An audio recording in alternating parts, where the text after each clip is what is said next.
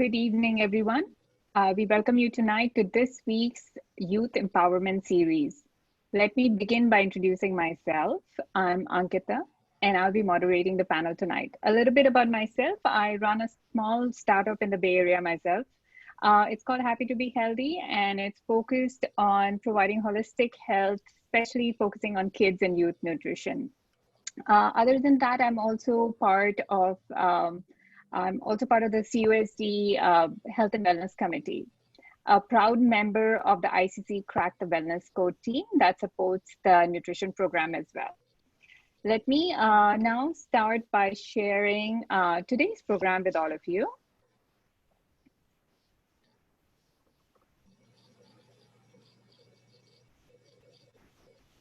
Let me share with you.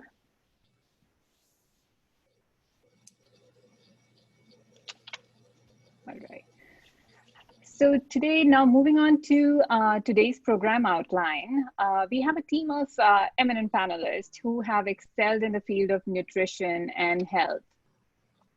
We will have Dr. Navneet Singh joining us. He did his training at Stanford. He's also a doctor patron, and he has supported and seeded this wellness drive with the Crack the Wellness Code. We also have Dr. Sachin Deshmukh, who will be helping the youth go through laughter yoga and some meditation.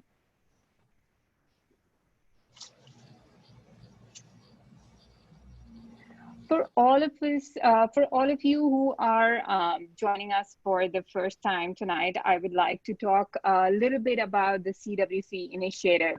CWC has built an innovative wellness ecosystem of doctors, nutritionists, dietitians, health heroes, health coaches, and diverse wellness practitioners and champions.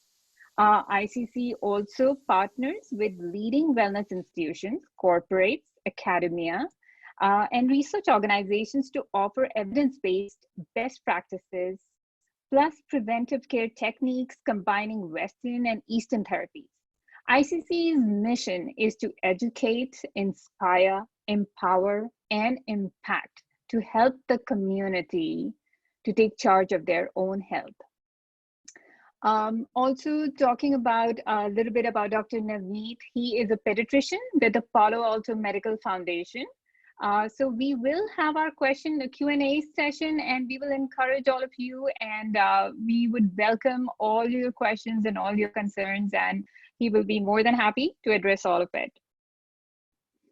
To let you know a little bit about the CWC initiative, to help the community cope up with the current pandemic challenges of the COVID-19, they have rolled out a series of webinars.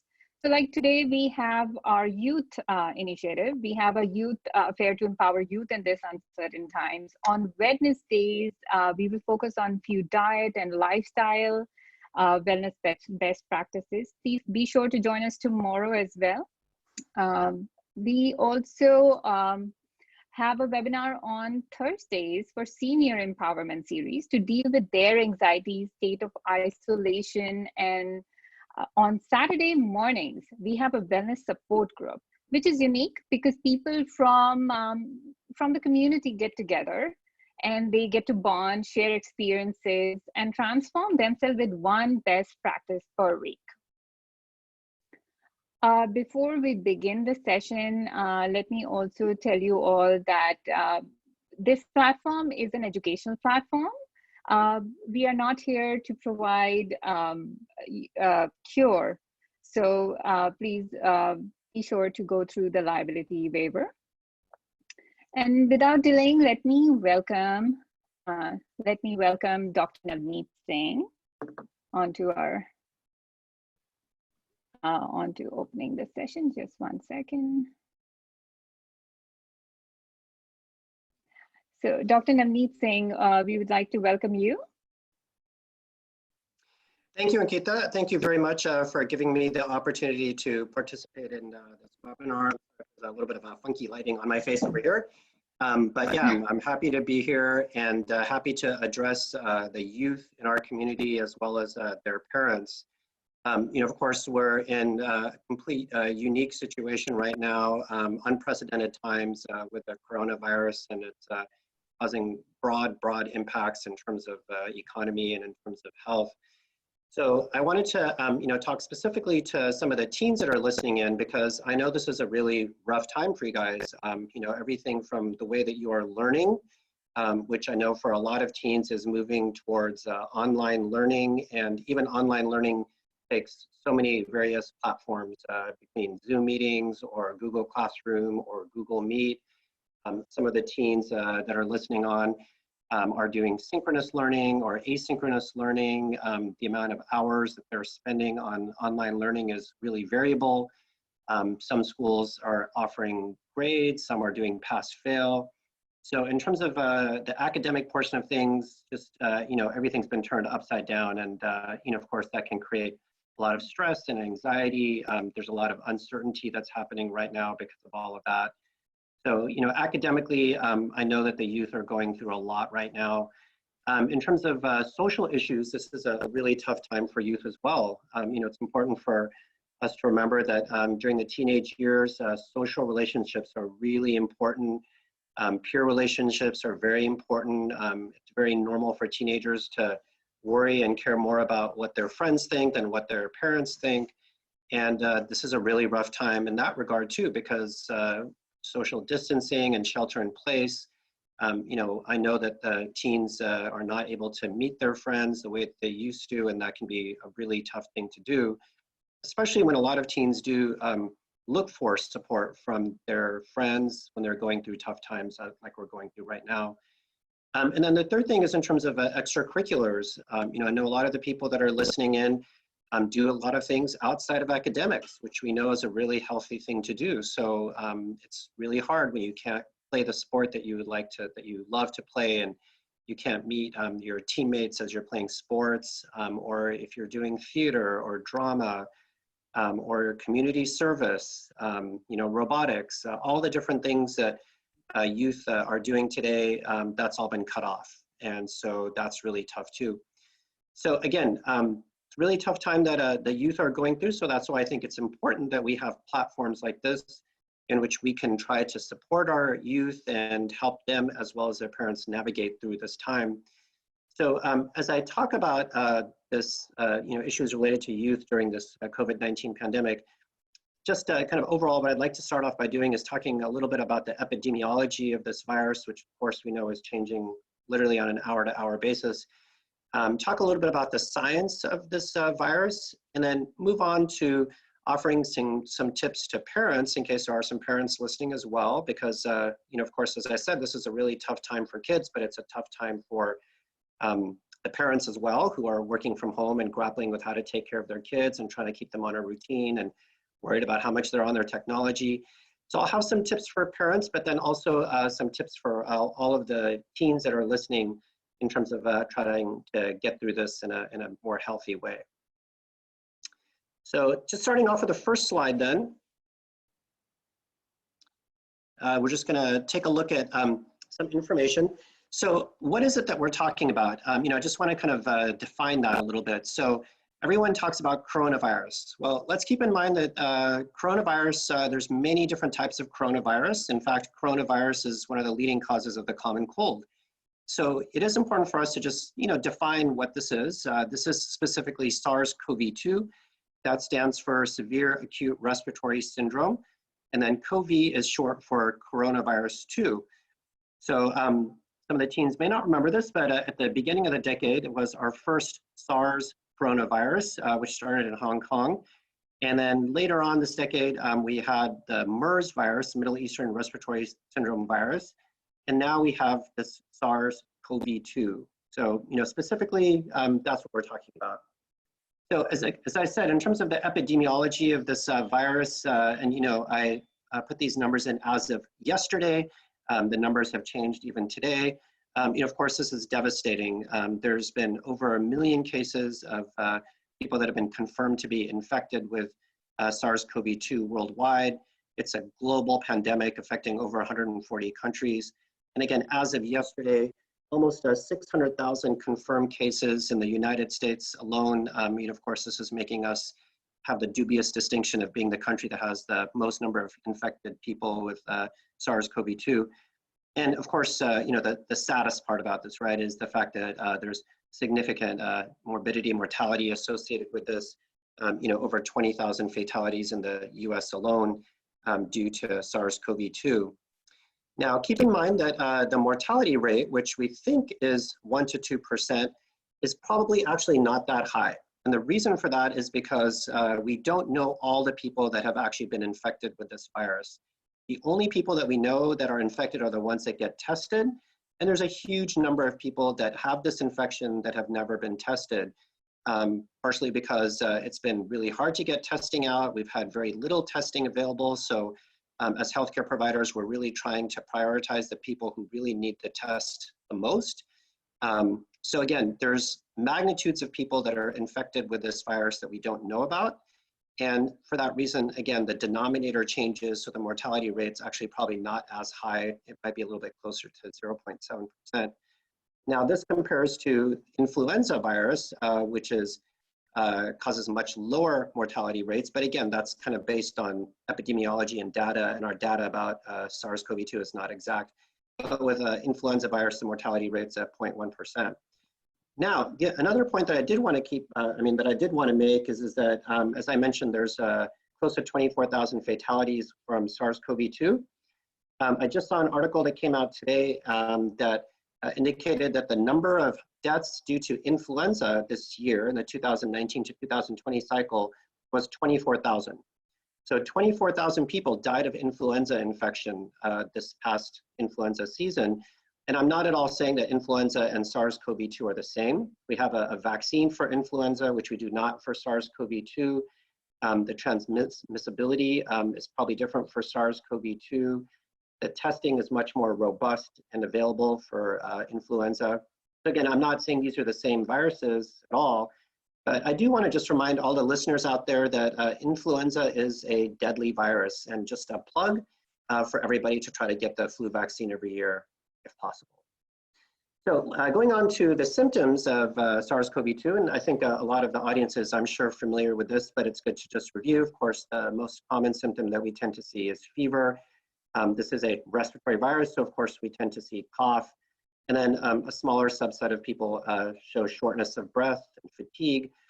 Again, this is a novel virus. We're learning about it more and more every day. And so we're realizing now that some people do actually have GI symptoms, gastrointestinal symptoms. Loss of smell seems to be one of the other symptoms that some people have. So, again, we're learning more and more about the virus, but, fever and cough, shortness of breath are kind of the primary symptoms that we look for. Interestingly, again, this talk is kind of specifically related to kids and SARS-CoV-2. Kids, as I'll talk about later, tend to have milder infection or be asymptomatic when they get this infection. And interestingly, they do also tend to have lower rates of fever and cough as compared to adults. So just going on to the next slide here. So again, just talking a little bit about disease severity. Luckily, the majority of people that get infected with SARS-CoV-2 have mild symptoms. So, of course, we think about the really sad cases of fatality, and those are there. That's affected thousands of people. But keep in mind that the majority of people that get this infection will have mild disease. A smaller subset, about 15%, will have severe disease, and then a small, about 5% of people will actually be sick enough to get hospitalized. Now, the people that get hospitalized are generally people that have other risk factors. We know that this tends to be a virus that causes more serious infection in the elderly, especially in those that are over 65 years old, or in people that have what's called pre-existing medical conditions, including hypertension, just a fancy medical word for high blood pressure, COPD, which stands for chronic obstructive pulmonary disease, or diabetes, or people that are immunocompromised, such as people who have gone through chemotherapy or are on some drugs for autoimmune diseases. And then the next slide.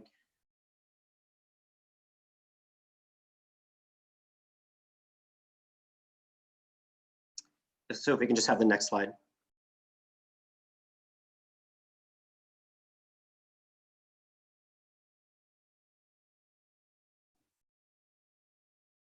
Ankita, can you hear me?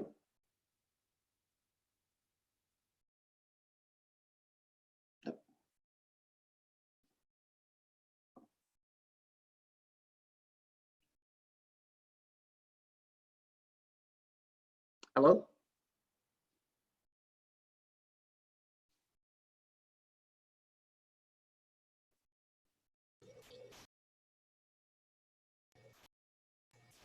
You keep talking, Navneet. I'll coordinate with her. You continue. Okay. Yeah, we'll come back to that. Okay. So, you know, why is it that kids seem to not get as significantly affected with this virus? We're not exactly sure. Scientists are exploring several theories about why children seem to be relatively protected from getting severe disease from SARS-CoV-2. And one of the leading ideas is that there's a receptor in human cells that the viral particles attach to. It's called the ACE2 receptor. And it seems like this may not be as prominently expressed in young children, or it may be a different shape. So, you know, again, we're learning more about this virus, but perhaps that's the reason that this virus doesn't tend to affect, you know, kids as often as it does adults. Another thought actually is that the kids in general, their immune system doesn't respond as aggressively necessarily to viral infections as an adult immune system, because the kid's immune system is not as robust, and it's possible that for that reason, maybe the virus just doesn't get a chance to replicate and cause as much damage as it would otherwise. So interestingly, we know that about 28% of cases of kids who get a coronavirus infection, as we're getting more and more data on this, are actually asymptomatic. And that's a really important point that I'd like to make to all the youth that are listening to this right now, is that that's considered to be one of the reasons that this virus is different than other coronaviruses, such as the first SARS virus or the MERS virus, you know, in terms of why is this virus so much harder to contain. And part of the reason for that, the thinking is that kids are oftentimes asymptomatic and may not know that they have the infection, and then are passing it to other people. So just you know, shout out to all the teens that are listening to please practice social distancing. You know, even though we know that kids don't tend to get significantly ill from this infection as their adult counterparts, they're more likely to be asymptomatic and pass on the infection. So again, please practice that social distancing. But you know, again, the numbers look much better for kids.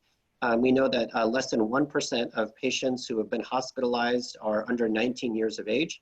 Now, if you look specifically at the kids that have been hospitalized, it's usually the babies. So kids under 1 year of age are the ones that are more likely to get hospitalized, especially if they have, again, pre-existing medical conditions, such as being born premature or lung conditions or things like that. Another issue, of course, related to pediatrics is newborn babies. So again, we're learning more and more about this virus, but from what we know so far, it seems that a vertical transmission from mom to baby is not thought to happen. Cases of kids so far who were born to moms who were tested positive for COVID-19 do not necessarily get the infection. And it is also not thought to be passed through breast milk. So the current recommendation is that if a baby is born to a mother who is tested positive for COVID-19, they should be physically separated from them so that the child does not get infected, but the mom can continue to pump and give breast milk to the baby. So we can go ahead and do the next slide. So again, I wanted to talk a little bit about some tips, completely shifting gears now, just to the parents that are listening about what they can do at home. You know, again, these are kind of very different times. We have a different reality that we're living in right now. So what is it that parents can do at home? And this is geared a little bit more towards parents that have like the little ones at home to try to just keep the home calm. So one of the things is to try to prevent boredom. We know that bored or frustrated kids are more likely to act out. You know, we know that kids have had their lives significantly disrupted. They're out of school, they can't play with their friends. So it is important to try to keep kids busy, you know, with a healthy and productive schedule. Number two is address fears. You know, these are scary times that we're going through right now. Again, you know, lots of things that can cause a lot of anxiety. Kids might see their parents nervous and worried. Of course, they're seeing news reports, they're hearing about people dying. So it's important to talk through these things with your kids, you know, have discussions about them, find out what their fears are, what their thoughts are, maybe dispel some myths that they have or uncertainties that they have. Number 3 is using timeouts. And again, this is obviously not for our teens, but for our younger kids. And the important thing with timeouts that I always tell parents in clinic is that this is not really something that you want to do necessarily in a punitive way, but it's more just that if a child is having a behavior that is not the right behavior, that they need to get a timeout from the behavior and the parent needs to get a timeout from them. So it's more just about putting a child into an area where they can't hurt themselves or hurt you, letting them vent, and then afterwards, that's a time just to kind of talk about why you needed to put them in the timeout. Kind of related to that is to redirect bad behavior. Sometimes kids just misbehave because they don't know any better. And, when things like that happen, things like distraction and just trying to kind of like get them onto something else is a good thing to do. Sometimes it's good just to not respond. If a child is doing something and it's not really going to end up hurting them or hurting other people, ignoring bad behavior can be an effective way of stopping it. So it's just another tool that parents can have available to them. At the same time, we want to praise success. That's what we call positive discipline. It's a really important aspect of parenting. All too often as parents, we're calling out our kids when they're doing something that we don't want them to do, but it's important to praise them when they are doing things that are helpful. Allowing time for attention. This is a tough one because, parents are at home now and they're working from home, and sometimes kids are looking for our attention. We may not be able to give it to them, but even carving out just a few minutes every day to try to give some attention to the kids is great. And of course, I hope this goes without saying, but you really want to try to avoid any kind of physical punishment. We know from lots and lots of data and research that it's not effective, and you're not role modeling good behavior if you do that kind of stuff. If you are aggressive to your child, you're basically validating aggression for them. And then lastly, take care of yourself. This is kind of like the oxygen mask on the airplane thing. You got to breathe before you can help your kid breathe. So just to make sure that, you are taking care of yourself and staying in a healthy place so you can be an effective. So then moving on to the next slide. So I want to talk now specifically to all the teens that are out there listening about what is it that you can do to kind of navigate through this tough time. I'd say probably one of the most important things that if you can is to stick to a schedule. It's really hard right now because again, everything's topsy-turvy. You're not, waking up in the morning, getting ready, going to school, doing your extracurriculars, coming home, having dinner, studying. Everything is just, all different. So if you can, though, continue to try to stick to a schedule that works with your online learning. So set a specific time to wake up. Try to make sure you have some time to exercise every day. Take your shower, get dressed just like you would if you were going to school, eat your breakfast. So just really try to keep a routine. If it helps, do allow yourself to sleep in a little later than you normally would. This is a good opportunity for that. But otherwise try to stick to a routine. And just like you would if you were in school, try to keep your phone off while you're doing your homework. Try to keep the TV off during school hours. And, just plan mini breaks, make sure you give yourself time for lunch. But, I think having a routine is one of the most important things. The second thing I want to say is just about dinner. I think one of the times of day that I always really look forward to is coming home and having family meal time so I can check in with my wife and 2 kids and see how everything's going. So I think, it is a good opportunity now that parents are working at home and that kids are not necessarily busy doing extracurriculars to actually have meal times together. I think it's a really important way to support ourselves through all this. The next thing is allowing yourself for some downtime. So, it is really normal for teenagers to crave privacy from their parents. That's a normal developmental thing that we see happening during the teenage years. So I'd say to the teenagers out there, give yourself some time for some quiet time, some reflective time, some creative time, listen to music. And I do think to parents, it's really important to allow our kids the time to have the abilities, the time to connect with their friends. Again, social relationships are really important for kids, and it's important for them to be able to continue to have those connections to support them to get through this. The next thing is just share information about what's happening, especially for the teens who are really savvy, smart. We're all getting a lot of information every day about coronavirus, and so I think it's important to just talk about it. What is the data showing, and what are the newest results, and what are we learning about this virus? Because I think it's always important to be educated and informed. As I said before, would really encourage the teens out there, the youth, to remember that social distancing is really important. The elderly are really at risk right now, so one of the best things we can do to keep parents, grandparents, all the elderly safe and hopefully out of the hospitals to practice that social distancing. And then, as I said, reach out virtually. As I mentioned, it's important to kind of keep those social connections going. And next slide. So I have a teenage daughter at home myself. She's 16 years old, and I have an 11-year-old daughter. So we've talked about how this is a really rough time, but at the same time, I think there's some opportunities that are available. There is definitely more downtime right now. So I think it's a good chance to just kind of try to develop a healthy body and healthy mind.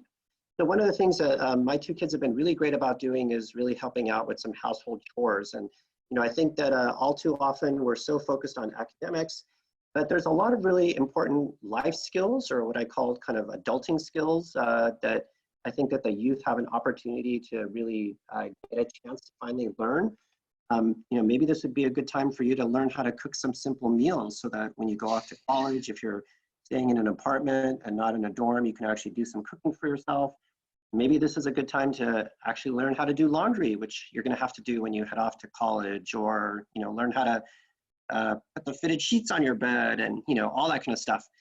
So just helping out with household chores. And I think one of the things that's important with that is it's important, I feel as a father, for everyone in the family to realize that this is a tough time, and it's really important for us to support each other and to feel like as a family that you are working together to get through this. And I think helping out with household chores is an important part of that.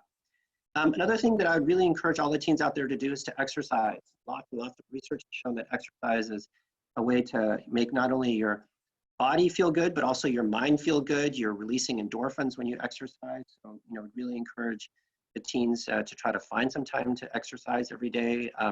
Again, with social distancing, I know you can't get out there on the basketball court or soccer field, but there's a lot of online things that you can find to do at home, and of course, going for a walk in the neighborhood, as long as you are practicing social distancing, it's great to do.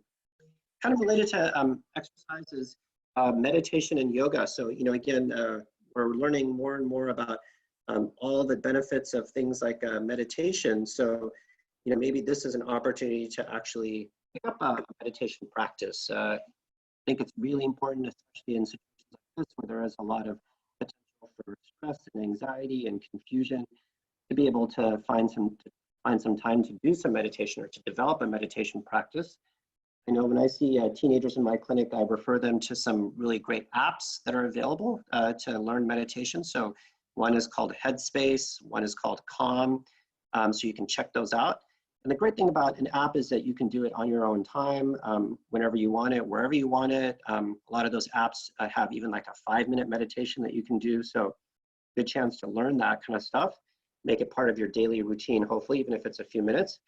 And then again, a lot of research is showing that the benefits of yoga, it's really great, of course, in terms of flexibility and spinal alignment, but it is actually a really good way to just de-stress. Does help in terms of anxiety. So again, lots of great online opportunities for things like yoga. I know a lot of the teens that I see in my clinic are so busy with schoolwork and extracurriculars that they don't really get a time to explore other things, but maybe this is a good time to pick up a new hobby. If there's something that you've been kind of thinking about doing, but have never really gotten a chance to do it, maybe this is a great time to do that. Or on the other hand, there's something that you've been really into and just never have time to really kind of dive deep and learn more, whether it's doing some stuff online or watching documentaries or things like that. That would be this would be a great opportunity. I know a lot of the teens that I see in my clinic are sleep deprived. They're not getting enough sleep. They're busy doing homework and extracurriculars and trying to get those good grades, trying to get into a good college, and sleep gets sacrificed. But this is an opportunity, I think, to really try to make sure that you get a good amount of sleep. We recommend that teenagers get hopefully 8 to 9 hours of sleep per night. And one of the things I really emphasize when I see teens in clinic is it's not just the number of hours of sleep that you're getting, but the quality of sleep that you're getting that's important.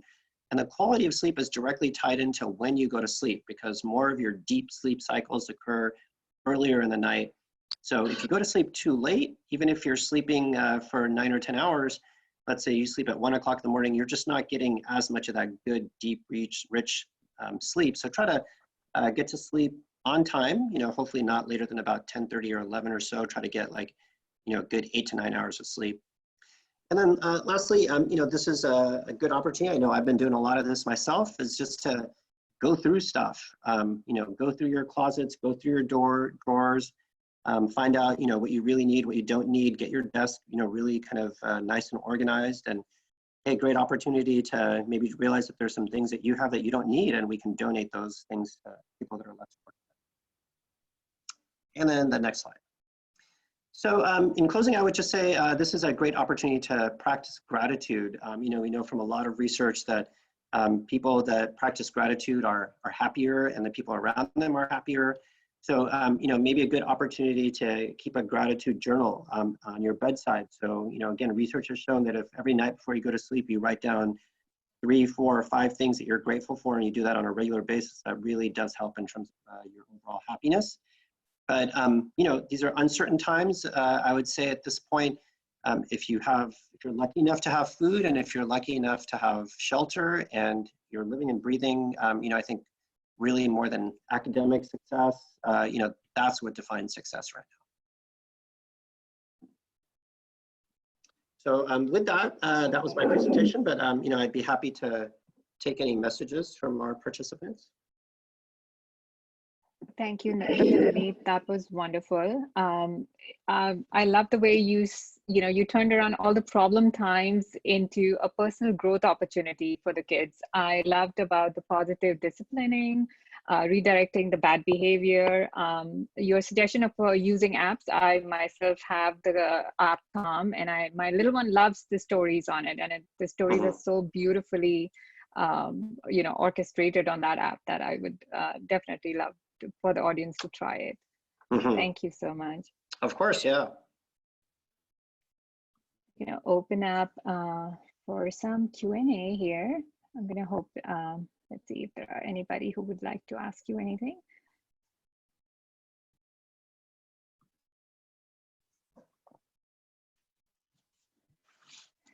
We would really encourage we'd really encourage everybody to make the best of this opportunity and come up and have your questions. Dr. Navneet, while everybody's typing in, would you talked about the quality of sleep, but I think a lot of teenagers would agree that even if they would want to sleep at a certain time to make the best out of it, the schoolwork is so enormous that they usually just cannot go to bed at a certain time. So they usually get. They're also very demanding and quite stressful, and I think a lot of the kids that I see are high achieving, which is great. But you're absolutely right. It's hard by the time that you finish school, do your extracurriculars, come home, eat dinner, and if you want to do well in your coursework, just staying up late. I see a lot of kids who, are sleep deprived, exactly as you said. Again, I think the online learning that's happening right now is really variable from, school to school. I think in a lot of cases, the amount of online learning may not be as much as what kids would normally go through in a regular school day. So, personal example, I know my older daughter who's a junior this year, she has a maximum of 3 hours of online learning per day. And again, I'm not saying that, all kids are like that, but I do think it does open up time for at least most kids, I think these days, to, hopefully have some open time, and hopefully if they have more time to be able to get their homework done, that will then allow them to sleep on time. But, it just goes back to my important point about routine, because I think what's very easy to slip into is almost like a vacation mode where, you're sleeping late, waking up late. So, we know that's not healthy. So I think it's important to, again, use this as an opportunity to try to get to sleep on time, allow yourself to sleep in a little bit, just like we do on weekends, but, it should ideally be no more than about 45 minutes to an hour later than what you would normally wake up at. All right. And we're looking at about 7 to 8 hours for teenagers. I'd say ideally 8 to 9 hours, but yeah, we'll take 7 to 8. 8 to 9. Okay. And how about the younger ones, the elementary kids? Yeah. So for elementary kids, again, so much science that we're finding out in terms of the importance of sleep. So sleep is when what's a lot of called consolidation of learning is thought to happen. All those things that kids are absorbing during the day, those synapses are firing, things are getting consolidated. So really important, for all that development that kids are going through for them to get, again, a good amount of sleep, a good quality of sleep. So I'd say for the younger kids, if they could get like 10 to 11 hours, that'd be great. Right. And Dr. Naveed, there's a question about whether if you should be in contact with pets if you are likely to have COVID-19. Are we advised to stay away from our pets during that time? So the question is, if someone is infected, if they're a confirmed infected case, should they stay away from their pets? Mm-hmm. Yeah. So again, this is a lot of what we're learning about this virus is emerging because this is, again, a novel virus. And we're getting more and more epidemiologic data, longitudinal data. I do remember reading about a case of a tiger that was infected with COVID-19. The zoo caretaker had it and the tiger tested positive as well. From what I recall reading, the tiger was asymptomatic. So maybe pets are like kids and they tend to have higher rates of either asymptomatic or mild disease. So that's a good question. I have a dog at home that I love dearly, and I'd want to make sure that he stays healthy. But yeah, I think at this point I would say it's fine to be around your pets. Okay. So we do have another clarifying question for you, Dr. Navneet. I'll read out the question for you. Does the transfer of COVID-19, it's regarding that. I know a lot of my friends are really paranoid, in particular about touching doorknobs, etc., and then touching their friends. I'm really cautious of that as well, but obviously it can be very anxiety inducing to be hyper aware of these circumstances. I wanted to confirm that the transfer is only successful if the virus reaches your respiratory tract system. Yeah, that's an excellent question. So, there were articles that came out. There was, I believe, a New England Journal article about where they talked about how long this virus lasts on different surfaces. And I think that did create a lot of anxiety for a lot of people, myself included. Where they talked about how it lasts on plastic and cardboard and metal. And, you get to a point where you just kind of feel like you can't touch anything and you're washing your hands every seconds. I think the important point to make with that is that, first of all, we know that this is passed through respiratory droplets. So just to kind of talk a little bit more about that, some viruses are passed airborne. So example is measles virus. So if someone came into a waiting room in my clinic and had measles, they were breathing it, it's going to linger in the air for several hours, maybe a few days. But with this virus, we know it passes from respiratory droplets, which means it comes out and then the heavier particles fall down. The lighter particles may stay in the air for a period of time. So, primarily the risk of infection is if someone who is actively infected or asymptomatic, but, basically has an infection, is within 6 feet of you and coughs or sneezes, and, that's the main way that you can get sick. The other way that you can get sick is if you touch something that has the virus on it and then also happen to touch your face. But it's important to keep in mind that we all touch our face way more than we realize. A lot of us touch our face without realizing it. We're right in the middle of allergy season right now, and a lot of people have itchy eyes or itchy noses. We know that sometimes people bite their nails. Younger kids suck their thumbs. So all of those things, can lead to transmission of the virus. But again, it's important to kind of realize that just because you touch something that, let's say 3 days ago had a virus, on it and it still has some of the virus, it doesn't necessarily mean that you're going to get infected, because it's important to understand that there's things like viral load and, viral half-lives. So just because you touch the virus and it's on your skin does not mean that necessarily the virus is of a significant enough burden to actually lead to infection for you. So again, I think the most important thing is just going back to what we've all been hearing time and time again, which is lots and lots of hand washing, especially if you have touched things like, doorknobs that friends have touched, or, you're picking up packages that got delivered. You've gone to the grocery store, obviously, anything where you've touched things that you might have contaminated your fingers, and then, because again, who knows if you'll accidentally touch your face. Make sure that you wash your hands and make sure that you try to avoid touching your face. Perfect, perfect. I think it answers the question, because there was another question which said that, oh, they wanted to confirm if we do touch a doorknob, wash our hands, and then go to touch those who are quarantined with, will they be okay? So I think you just answered that question about how frequently is it required to wash our hands.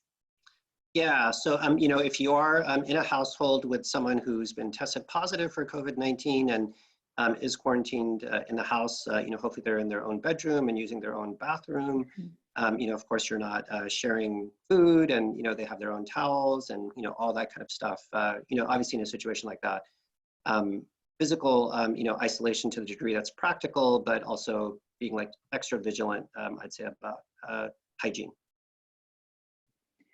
And Dr. Navneet, there's a question regarding if, you know, the kids have mild fever or runny nose or just throat infections, and, you know, the parents are not too concerned about COVID-19 for them, but should they be avoiding the hospitals at this point? Yeah, that's an excellent question. So, you know, we, as a pediatrician, I get phone calls, emails every day from parents whose kids have mild symptoms of being sick and they're not sure if they should get tested, you know, if they should come into clinic.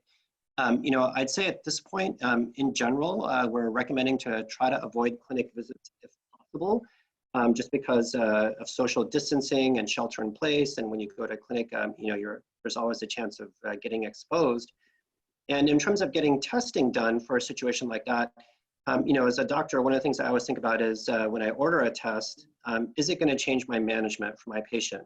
So, you know, I think from an epidemiologic standpoint, you know, I can certainly understand that, you know, the more tests that we had done, the better that we would understand this virus and therefore be able to contain it. But from a management standpoint, if a child has fever and runny nose and cough, but they don't have any shortness of breath or difficulty breathing or lethargy, it really doesn't necessarily make sense for them to get tested because it's not going to change what we do. Other than the fact that, you know, we'd recommend that they stay at home and be quarantined, but with shelter in place, we're kind of recommending that anyways. So I think the bottom line is, if your child has mild symptoms, I do not think that they need to come into clinic. I'd look out for, you know, the normal things that we look out for any viral infection, including influenza, which is cough that leads to heavy breathing, fast breathing.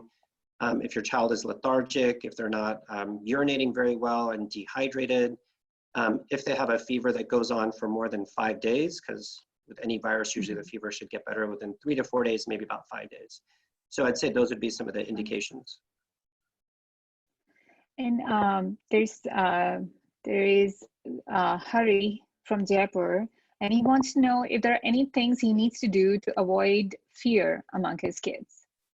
Yeah, that's an excellent question. So I think it's really important to just make sure that we get a chance to talk about these things with the kids. And, you know, I think one of the most important points that I can make in terms of parenting is validation. I think it's really important for kids to understand that they have feelings like adults do and that those feelings matter. So before we try to, I think, educate our kids about this virus, just acknowledge their feelings, you know, say, hey, you know, I know that this can be really scary, or, you know, you look like you're worried, or you look like you're nervous, or, you know, that kind of verbiage where you just let them know it's okay to have these feelings and you understand that they have feelings. And then from that point, try to guide them through that. And, you know, I'd say, especially for the older kids, it's important to do a lot of open-ended questions instead of just instructing them. So, you know, once you've validated the feelings, say, you know, tell me a little bit more, or what are some things that you've heard that are scary, or what are some of the things that make you nervous? You know, do you worry that, you know, your mom and I are going to get sick, or your grandparents are going to get sick? You know, what are your thoughts about that? What have you heard from other kids? How do you feel about the fact that you can't see your friends? You know, for seniors, how do you feel about the fact that you can't go to prom, you can't go to graduation, you can't go visit these colleges? You know, I think it's important for us just to touch base with our kids. So validate, and then be inquisitive, be curious, you know, try to draw out their concerns. Right. Dr. Navneet, there's another question. It's apart from social distancing, should we as a family take any supplements for prevention, specifically for COVID-19? Yeah, so I think, this is definitely a good time to practice good, healthy habits in terms of, how we eat and exercise and sleep well, because those things in general are just going to optimize our body, especially during a time like this where there's a really, significant virus that's there. So Ankita, you know all about the importance of nutrition and how it really helps boost our immune system. Again, I'm going to harp back to sleep. I think sleep is a really important way that we can keep our bodies functioning in an optimal function. And then, again, exercise. So great opportunity to really emphasize those things.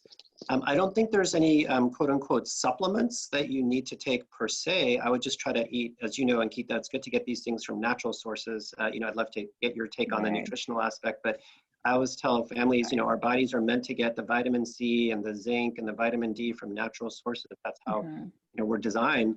But if for some reason you feel like you're not getting those from natural sources, certainly taking a supplement. But I would love to get your take on that too as well, Ankita.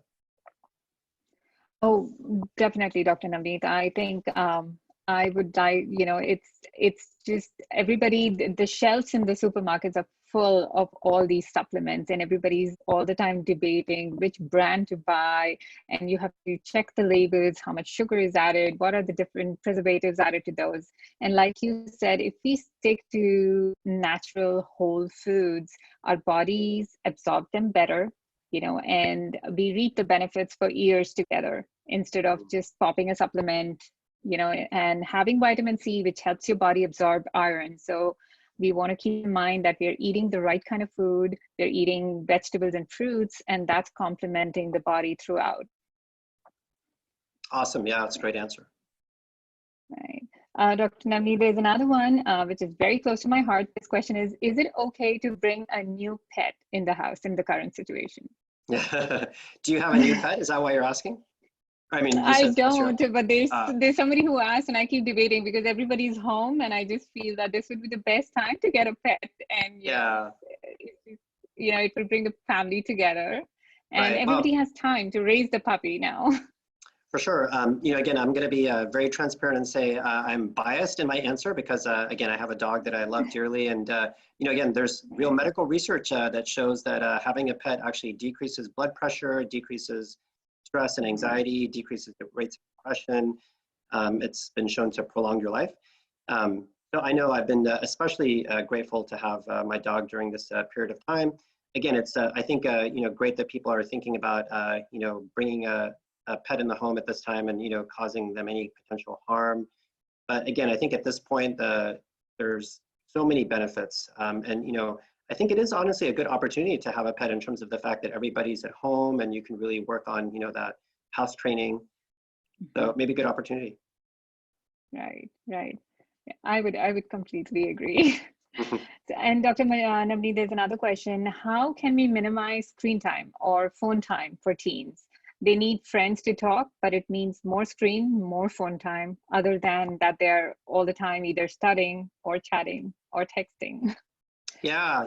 So again, I'll speak not only as a pediatrician, but as a father. Again, I have a 16-year-old and an 11-year-old at home. And, this is something that we grapple with on nearly a daily basis.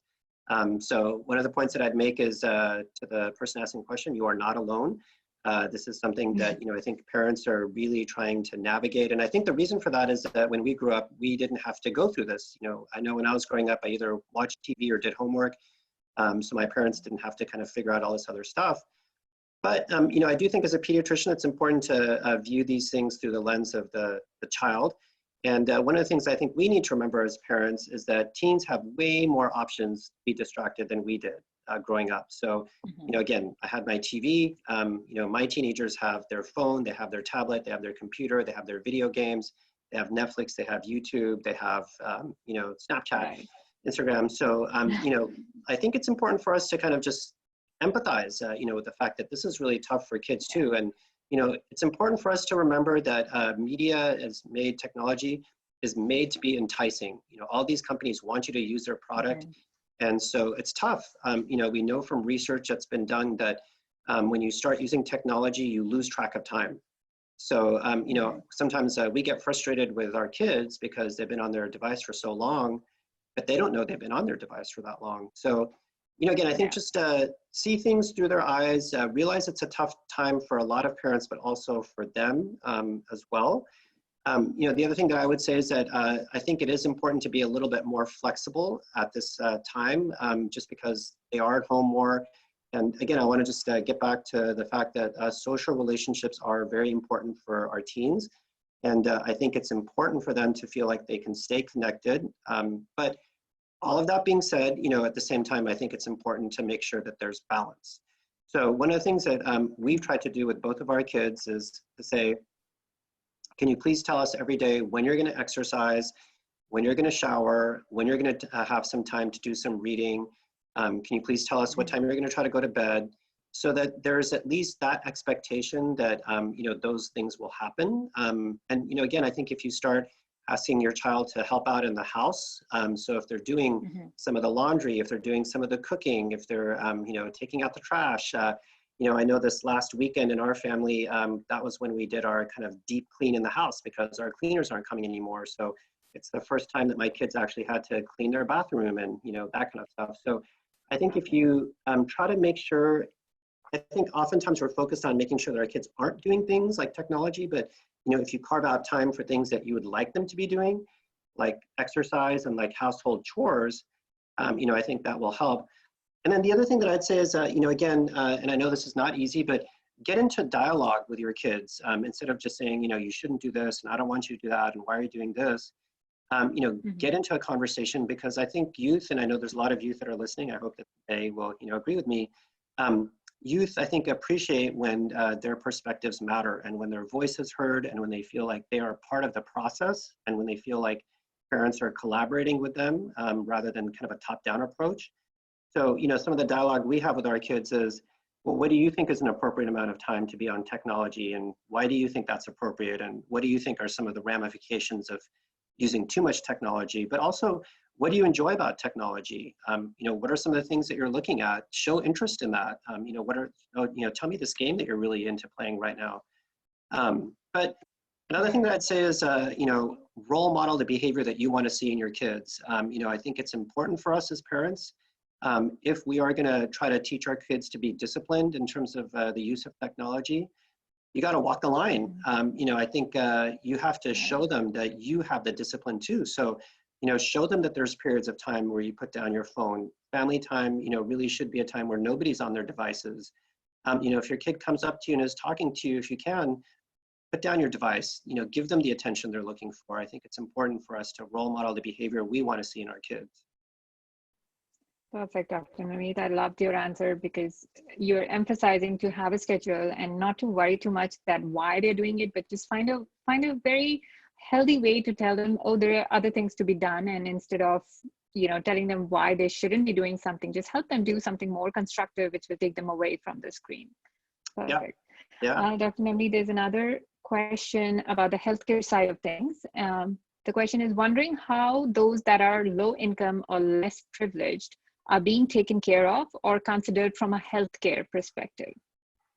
Yeah, that's an excellent question. I think in this country where, unfortunately we don't necessarily have universal health care, it's really important to kind of think about the people that are more marginalized. My 11-year-old daughter, I was so impressed the other day, we were walking the dog and she said, what's going to happen to all the homeless people? I was like, wow, that's totally true. They have no way of doing social distancing. They don't have hand sanitizers necessarily. They can't wash their hands. So it's important for us to think about like other people in our society. So I applaud whoever asked that question. I will say that here in Santa Clara County, we have a county hospital, and I rotated through the Valley Medical Center when I did my residency training at Stanford. And, at that clinic, nobody was turned away. So if you had health insurance or not, if you were a citizen or not, everybody got care, whether it was being seen in the ER or even just families that came in with their babies for well child visits. So the bottom line is, I think at the local county hospitals, everyone should be able to have access to medical care. Perfect. The same lady has another question which says, what sort of vaccines are we working on creating? She says that she has read a couple of things suggesting that people are considering creating a universal flu vaccine. Is the vaccine we are working on for COVID-19 geared towards this infection in particular, or the general flu?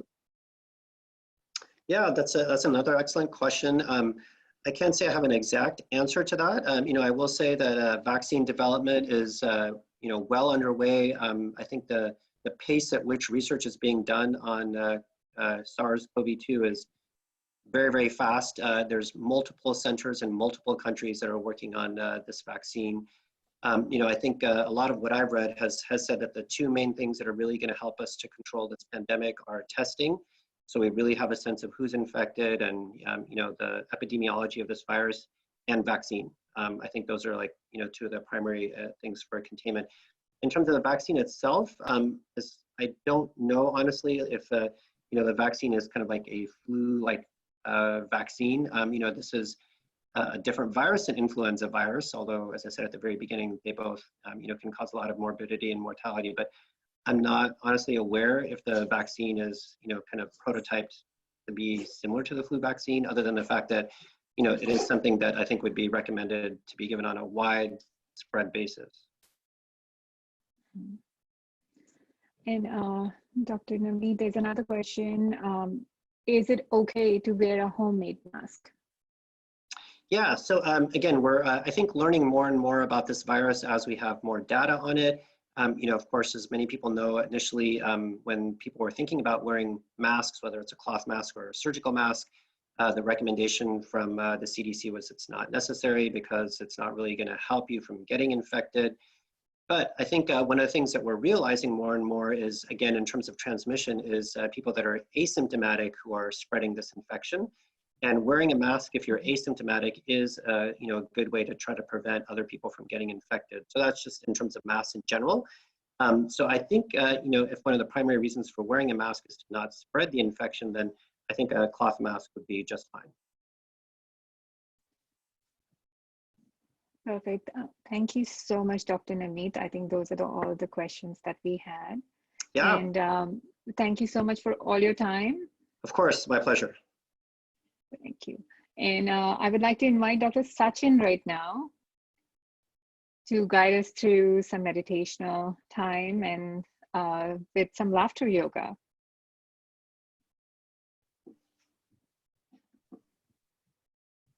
Dr. Sachin?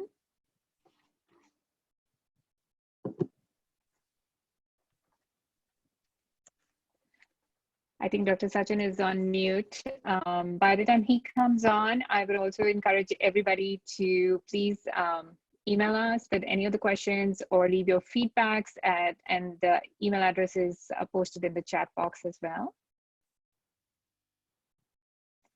Dr. Navneet, you have lots of thank yous in the chat box for you.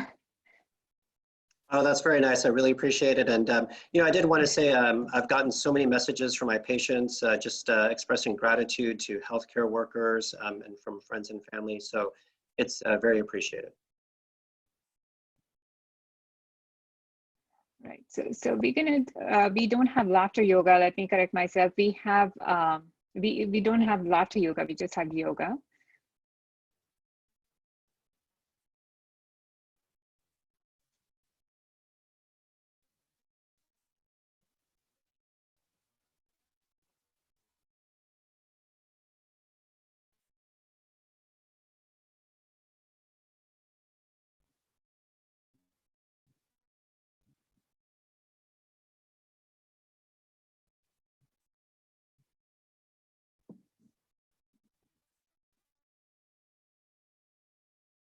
I think till Dr. Sachin comes on, we can still take a few questions. Dr. Navneet, if you're still available. Of course.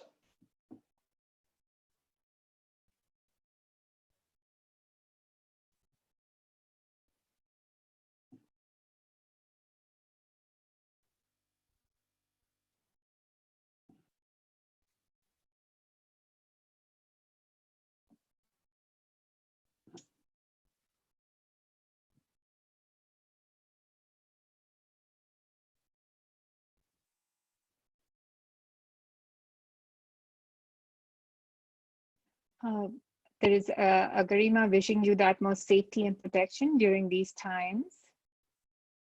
Thank you. And there is Priyanka Dokwa Joshi, Director of MSMT India, who says hi. So one thing I just wanted to And- mention, as we're maybe waiting for Dr. Sachin to come on, and this is, again, we're just learning more about this virus, but of course, many of us are from Indian background. So there's some interesting studies that are being done in terms of the BCG vaccine and how it seems like there may be some protective effect, not necessarily from getting the infection, but it seems like the fatality rate seems to be lower for people that have had the BCG vaccine. We don't really know why, but a lot of us that were born in India, or those of us who have parents that are from India, it's just kind of interesting to think about the fact that BCG may be protective in some way. Right. Dr. Singh, there's another question.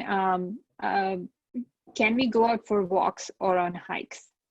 And do we need to wear a mask, even if if you're alone on a hike or don't have too many people walking around in our neighborhood? Yeah, honestly, I think it's super hard to just sit inside your house all day and, stare at the same four walls. I do think that social distancing is, very important. Again, especially to all the teens that are listening, please practice that. I know it's tough, but I would say going for walks is fine. And, again, we've been going on family walks with our dog and just enjoying the weather's beautiful day here. So yeah, no, I think going on walks, of course, if you can, try to maintain at least that 6 feet of, social distancing. So I know when I'm walking down the sidewalk, if I see someone coming towards me, I just kind of move towards the middle of the street and vice versa. Right. So yeah, I think as long as you do those kinds of things, hiking, I think quite a few of the parks are actually starting to close now. My family wanted to go on a hike this past weekend and it just wasn't available. So, I think we just are going to the park or just the kind of local residential area. But in terms of wearing a mask, yeah, I think there's no harm in wearing a mask. There's only potential benefit. And, again, if there's any chance that you are an asymptomatic carrier, no harm in wearing a mask. Right. There is another thank you message for you.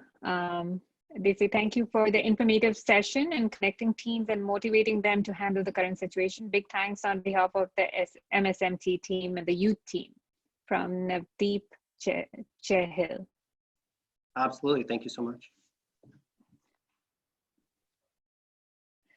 Dr. Navneet, I have a question for you. Yeah.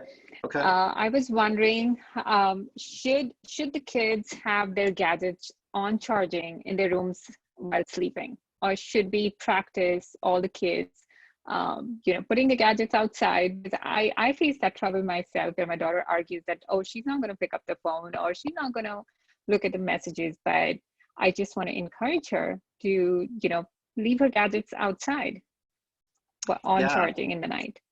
Yeah, that's a tough one. If you figure it out, let me know, because both of my kids keep their gadgets in their room at night. No, but right. I've told them, and again, this is just going back to research, right? It's not just hand waving. We know that it's not healthy to keep gadgets in a room because, again, these are tempting little things. So it's very tempting to want to look at your phone, before you go to sleep, and we know from research that activates your brain. It makes it harder for you to go to sleep. So yeah, I think it's not a good idea. It also makes it too tempting to just start off your day first thing looking at your phone. So yes, ideally, you should not be keeping those in your room at night. What I would say is if you as a parent ask your child to do that, you should do the same, because it's not good for adults to do that either.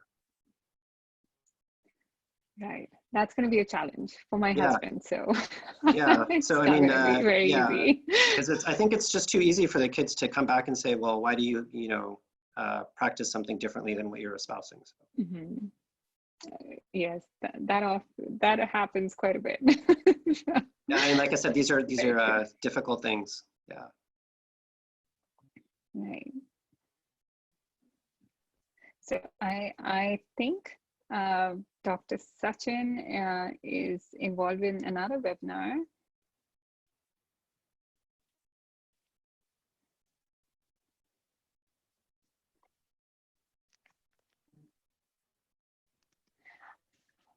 Well, for tonight, we apologize. Dr. Sachin is unable to join us, but Dr. Navneet, thank you so much for all the wonderful information. I think everybody really, really appreciated your time here with us tonight. Thank you so Absolutely. much.